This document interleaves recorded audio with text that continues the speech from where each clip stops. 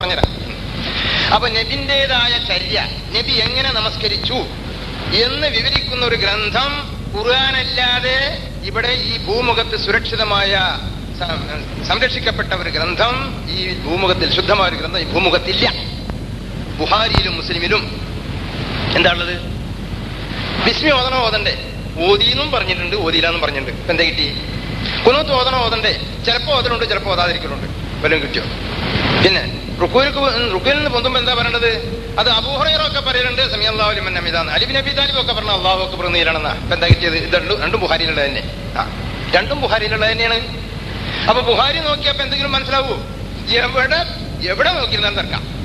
ഫാത്തിഹ ബിസ്മി ഓതിക്കണോ ഇത് അവിടെ തർക്കം. ആമീന്റെ അവിടെ മാത്രം തർക്കല്ല കേട്ടോ, ശ്രദ്ധിക്കണോ? ആമീന്റെ ഒരു കടുകട്ടി നോക്കണോ? ഈ ജൂതന്മാരുടെ ആമീൻ ബുഹാരിയിൽ കൂടി പ്രചരിപ്പിച്ചപ്പോൾ ആ വിഷയത്തിൽ മാത്രം ബുഹാരിക്ക് തർക്കമില്ല. ബിസ്മിന്റെ കാര്യത്തിൽ തർക്കാണ്, ഫാത്തിഹയുടെ കാര്യത്തിൽ തർക്കാണ്, റുക്കോയിന്ന് പൊന്തുമ്പോൾ ചെല്ലേണ്ട കാര്യത്തിൽ തർക്കാണ്, റുക്കോയിൽ പോകുമ്പോഴും വരുമ്പോഴൊക്കെ തക്ബീർ ചെല്ലണോ എന്നുള്ള കാര്യം തന്നെ തർക്കാണ്. അബൂ ഹുറൈറ പഠിപ്പിച്ചപ്പോൾ ഒറ്റ തക്ബീറേ ചെല്ലാൻ പാടില്ല എന്നുള്ള രൂപത്തിലാണ് പഠിപ്പിച്ചത്. മുസീഅ് സ്വലാത്തിന്റെ നിസ്കാരം എന്നിട്ട് ഹദീസുണ്ട്. അതിൽ അബൂ ഹുറൈറ പറഞ്ഞ എന്താ? ഒറ്റ തക്ബീറും വേണ്ട, ഒരു കവാത്ത്.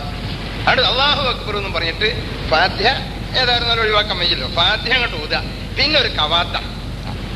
ആ കവാത്ത് പട്ടാളക്കാർ കവാത്ത് എടുക്കും പോലെ ഒരു 2 ആവർത്തി 3 ആവർത്തി 4 ആവർത്തി ഒക്കെ കവാത്തായിട്ട് നടത്താന്നല്ലാതെ ഒരൊറ്റ തക്ബീർ പോലും ചെല്ലൽ അത് നബി പഠിപ്പിച്ചതിലില്ല എന്ന് പഠിപ്പിച്ച മനുഷ്യനാണ് ഈ അബൂ ഹുറൈറ.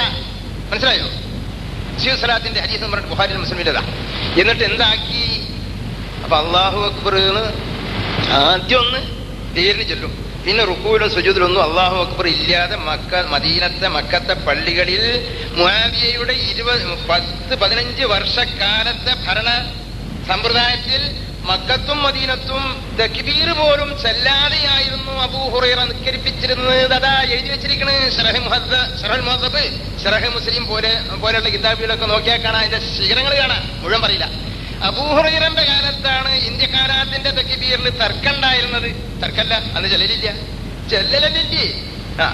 അപ്പൊ തക്ബീർ പോലും അക്കാലത്ത് ഇല്ലാതാക്കി. ആമീൻ ഉച്ചത്തിൽ ചെല്ലണം. ഞാൻ മുക്രിയാണ്, ഞാൻ ബാങ്ക് കൊടുക്കും, ബാങ്ക് കൊടുത്തിട്ട് ഇങ്ങോട്ട് എത്തുമ്പോഴേക്ക് നേരം കുറച്ച് വൈകി പോകും. അതുകൊണ്ട് നിങ്ങൾ മർവാനോട് പറഞ്ഞേൽപ്പിക്ക, നിങ്ങള് ഫാത്തിഹ ഓതിയിട്ട് പെട്ടെന്ന് ആമീന്റെ അവിടേക്ക് എത്തരുത്. ഞാൻ വന്നിട്ട് ഇരിക്കും കൂടിയിട്ട് ആമീൻ ഉറക്ക ചെല്ലണം.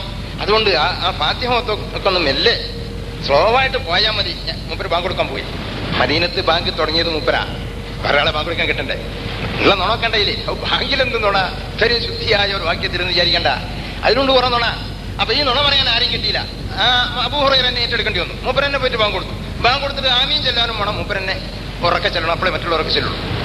അപ്പൊ പറഞ്ഞേൽപ്പിക്കല, ഞാൻ വരുമ്പോഴേക്ക് ആമീന്റെ അവിടെ എത്തരുത് എന്ന് അബൂ ഹുറൈറ പറഞ്ഞിരുന്നെന്ന്. അതും ബുഹാരിയിലുണ്ട്. ബുഹാരി കൊണ്ട് കുറെ ഗുണവും കിട്ടിയിട്ടുണ്ട് കേട്ടോ, കുറെ ഗുണവും കിട്ടിയിട്ടുണ്ട്, കുറെ ദോഷവും കിട്ടിയിട്ടുണ്ട്. വേണ്ടാത്ത കുറെ അസംബന്ധങ്ങൾ പറഞ്ഞു വരുന്നു. പക്ഷെ ഇത്തരത്തിലുള്ള ചില സീക്രട്ട് ചരിത്രങ്ങളുണ്ടല്ലോ, അതും ബുഹാരിയിൽ തന്നെ നമ്മൾക്ക് കിട്ടുന്നത്.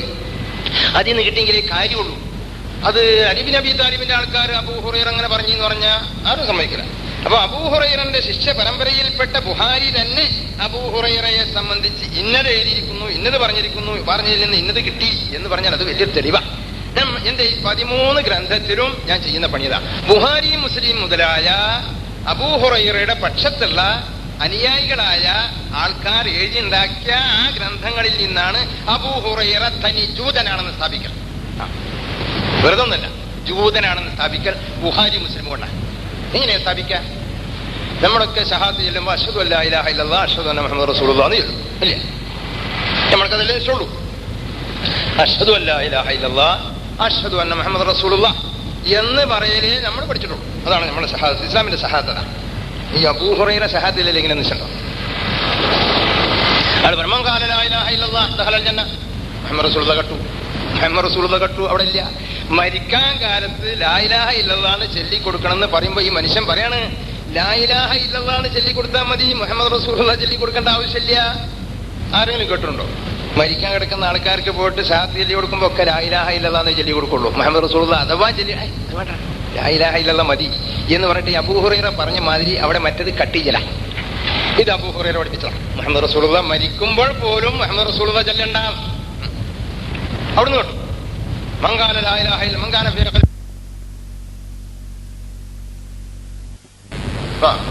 പ്രത്യേകം ഖുർആൻ നമസ്കാരത്തെ സംബന്ധിച്ച് പറഞ്ഞ ഒരു വാക്യം നിങ്ങൾ ശ്രദ്ധിക്കണമെന്ന് ഞാൻ പറഞ്ഞു വെച്ച ആയത്ത്